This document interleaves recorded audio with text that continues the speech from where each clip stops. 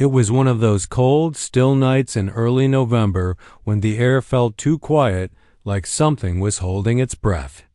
Amanda pulled into the nearly empty parking lot of North Ridge Regional Hospital, her headlights cutting through the fog that had started to roll in over the lot.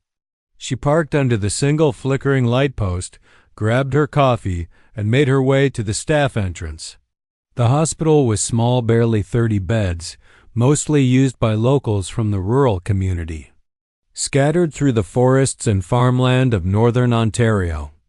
Amanda had worked here for 2 years, long enough to know every creaky floorboard, every broken vending machine, every hallway that gave her the chills.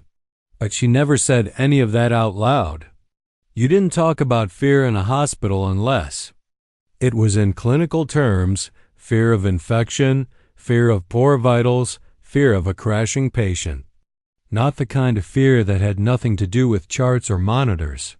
That night, her assignment was the East Wing. The hospital had 4 wings, but everyone knew East was the worst. Not because it was dangerous, it only had 1 or 2 patients. At most, but because it felt wrong. The fluorescent lights flickered more often there. The temperature always ran colder, and call buttons would occasionally go off in empty rooms. Staff laughed it off during the day, but overnight, no one joked. Nurses swapped shifts to avoid it, and the ones who did end up there usually kept their heads down, finished their charting, and stayed near the station. Amanda had only worked in the East Wing a handful of times. Nothing ever truly happened. To her before, just small oddities, empty rooms with freshly wrinkled bedsheets, whispers she chalked up to the wind. But this time felt different even before she stepped through the double doors. Her sneakers squeaked slightly on the polished linoleum floor as she walked down the dim corridor. Room 212, the farthest room at the end, had its lights on. That's where her only patient was Mr. Charles Delaney, a quiet 84-year-old man recovering from a recent stroke. He was stable, partially paralyzed on his right side, with limited speech. He didn't speak much even before the stroke, according to his chart. His vitals were good. No alarms, no reason to worry. Amanda glanced into the room as she passed. He was asleep, head tilted gently to the side, face peaceful in the glow of the bedside monitor. She made a note to check on him again in an hour and settled in at the nurse's station just a few doors down. She booted up the computer, sipped her coffee, and began reviewing her charts. Around 12:30 a.m., the building fell into complete silence. No phones rang, no beepers went off. The hospital felt hollow, like something had scooped the life out of it. Amanda didn't mind quiet shifts less to worry about, but this kind of silence wasn't peaceful. It was heavy. She caught herself glancing over her shoulder more than once, though she saw nothing but dim lights and shadowy walls. The only sound was the soft hum of the vents and the occasional beep from a monitor. Still, she kept working, writing progress notes and checking the system for pending labs. She paused now and then to listen. Why? She didn't know. Maybe just instinct. At around 1 a.m., she did her first full round. She checked on Mr. Delaney, who remained asleep, and then peeked into the few empty rooms to confirm they were still unoccupied. Each door creaked open with that strange, echoing sound only hospitals seem to make at night. Empty beds, clean sheets, lights off. Nothing unusual. She returned to the station, sat back down, and started charting again. That's when she heard the first sound, a soft knock. Tap, tap. She looked up. Nothing. She stood, walked down the hall, and peeked into each room again. No one was there. She told herself it must have come from the utility closet or a door settling. Old buildings made noise. Just after 1:40 a.m., she heard it again, but this time it was louder. A low, dragging sound like something being pulled across the floor. She stood quickly and looked around. The hallway was still empty, but the air felt colder. She rubbed her arms and checked the thermostat near the nurse's station. It read 20 degrees Celsius, but it didn't feel like it. Maybe the sensor was off. Amanda sat back down and tried to shake the unease settling into her chest. She told herself it was a quiet night, an easy shift. Just one patient. Nothing to be afraid of, but her eyes kept drifting to the end of the hallway, room 212. The room wasn't dark like the others. Its light spilled out softly beneath the door, painting the floor in a pale yellow glow. And for a moment, just one quick second, she thought she saw a shadow move across the gap. Amanda stood, heart beating just a little too fast, and walked down the hall again. The door was closed. She knocked lightly, then opened it. Mr. Delaney hadn't moved, still sleeping. The monitor beeped steadily. Nothing was out of place. Still, something didn't feel right. Something had changed. She turned the thermostat. In his room up a few degrees, it felt freezing. Then she closed the door softly behind her, the click echoing down the hall. Back at the nurse's station, Amanda sat down again, rubbing her hands together. Just one patient. Easy night. She repeated the words again, this time out loud. But they didn't calm her, because deep down, something told her the night had only just begun. The second hour of Amanda's shift moved slower, like time had thickened somehow. The silence became oppressive, and even the soft humming from the vending machine behind her started to sound unnerving. She sat at the nurse's station, staring at her computer screen but not really reading the chart she had opened.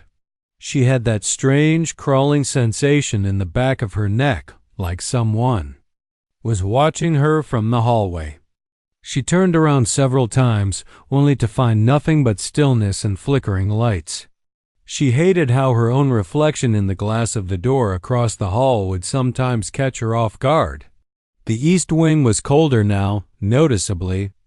So, even though the building's old radiators clicked and hissed as they struggled to keep up with the early winter chill.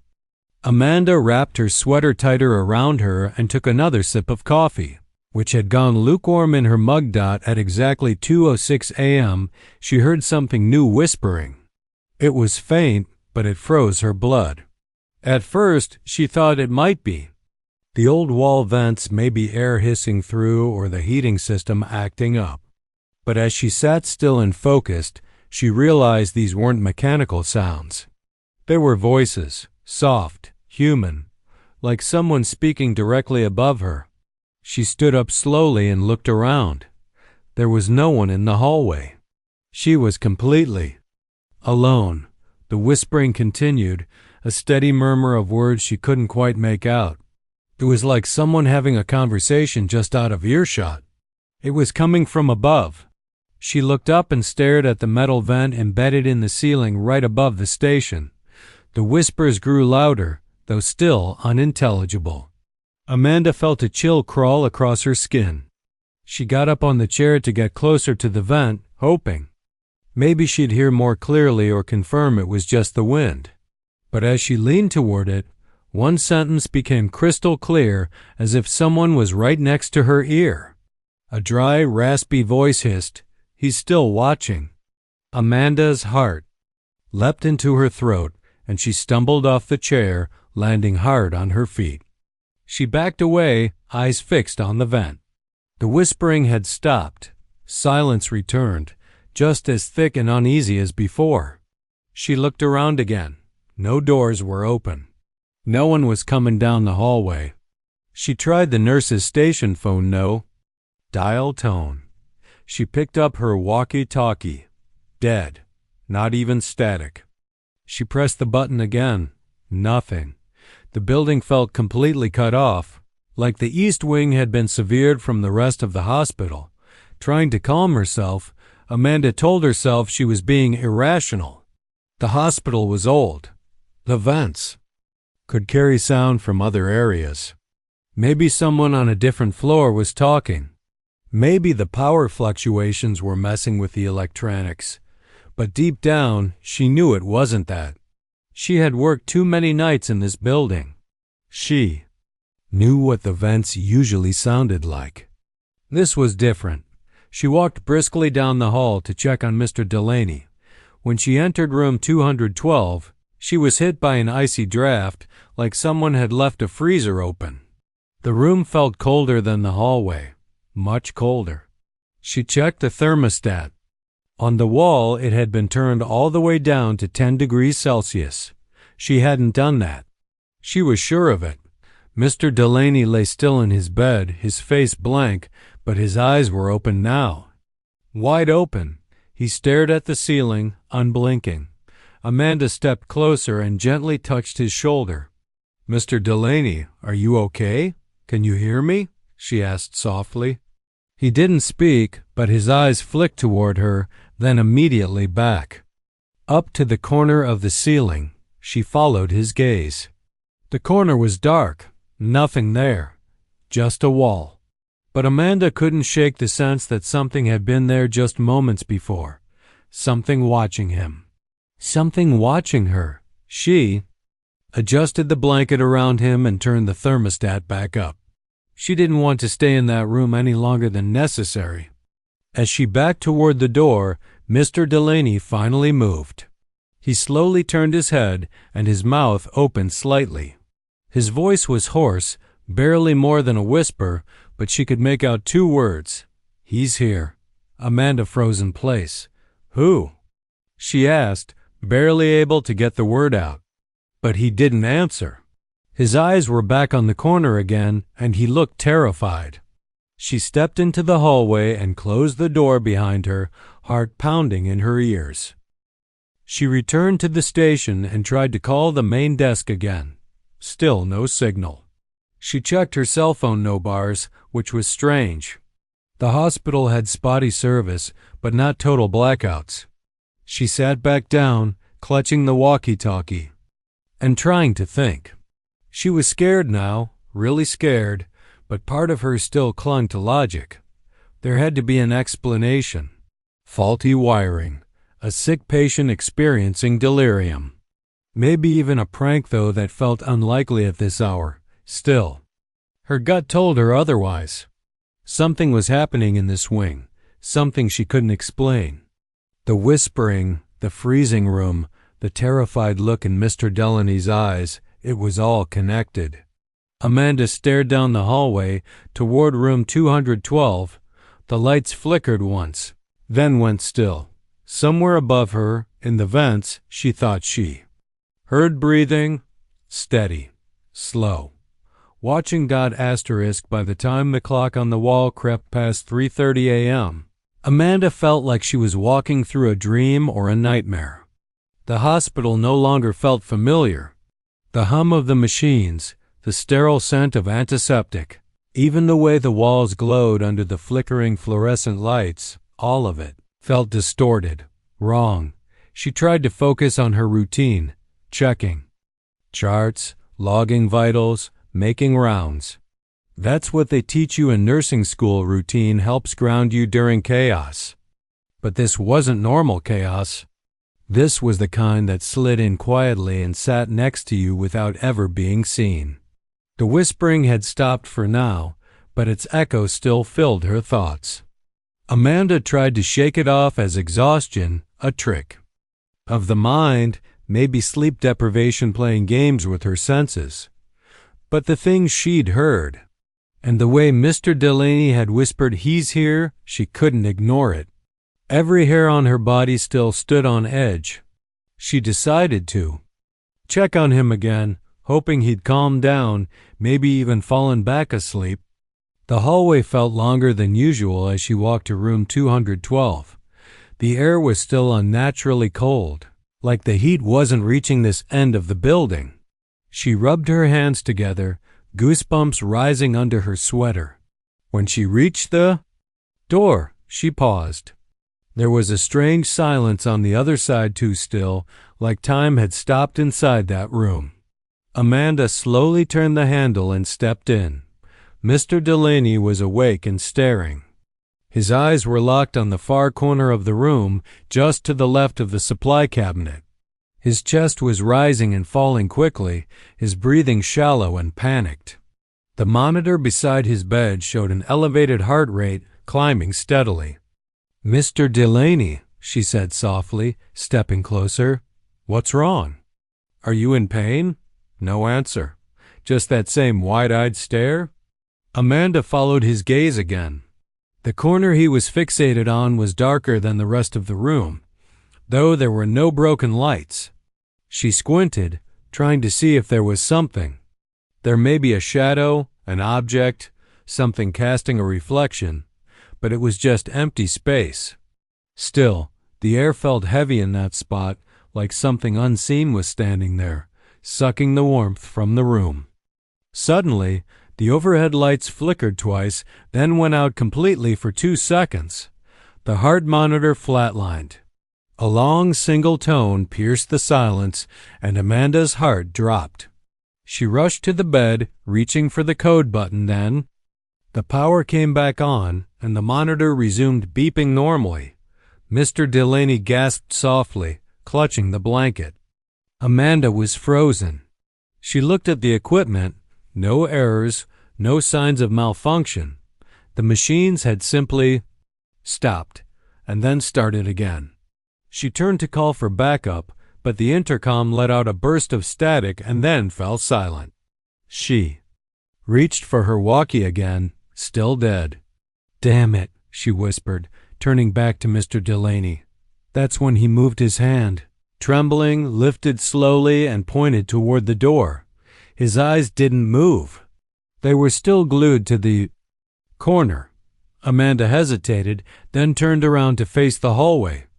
At the far end beyond the flickering emergency exit sign stood a man. He was tall, maybe 6 feet or more, and wore clean, white hospital scrubs. But his skin was grayish, almost sickly, and his posture was stiff, too stiff. His arms hung unnaturally at his sides, and his head was tilted just slightly to the left. What struck Amanda the most were his eyes, completely black, like pools of ink, no whites, no irises, just darkness. He didn't blink, he didn't move. He just stood there, staring directly at her. Amanda stepped back into the room, instinct taking over. She closed the door gently but quickly and backed away. Her pulse raced. She wanted to scream, but something told her not to make a sound. Mr. Delaney had pulled the blanket up to his chin now, still pointing, still breathing hard. A minute passed, then another. Amanda slowly approached the door and looked through the small rectangular window. The hallway was empty. The man was gone. She opened the door just enough to look out. Nothing. Not a sound, not a footstep. No evidence that anyone had been there. Amanda returned to her station, hands shaking. She stared at the monitor showing Mr. Delaney's vitals from earlier. It had registered the flatline just 2 seconds. No explanation. No system error. She sat in silence, listening. The whispering didn't return. But now a different fear settled in. Not of the whispers, but of the silence that had replaced them. Something had shown itself. Something she wasn't supposed to see. And worst of all, it had seen her too. By 4:15 a.m., Amanda was barely holding it together. Her hands trembled, her thoughts were racing, and no matter how many times she told herself it was just stress or exhaustion, she knew that wasn't true. Something real had happened. Something impossible, and it hadn't stopped. It was just quiet for now. She hadn't left her chair at the nurse's station for almost 20 minutes. Her eyes stayed fixed on the hallway. She kept expecting to see that man again, the one in white with the black, bottomless eyes. Every time she blinked, she saw his outline behind her lids. He hadn't spoken, hadn't moved, but his presence lingered in the air like mildew, damp and thick and inescapable. She couldn't explain it, not even to herself. She wanted to call someone. Another nurse, security, even a doctor on call. But every phone remained dead. Her personal cell still had no signal, and she didn't dare leave the wing, not with Mr.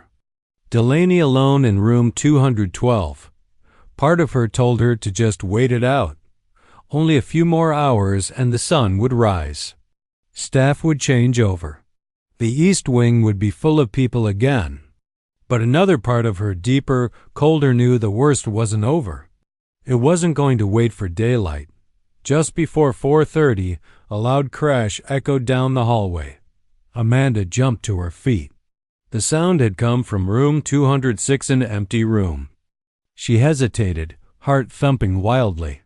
Against every instinct, she walked down the hall, slowly, like someone approaching a cliff's edge in the dark. Room 206's door was slightly ajar.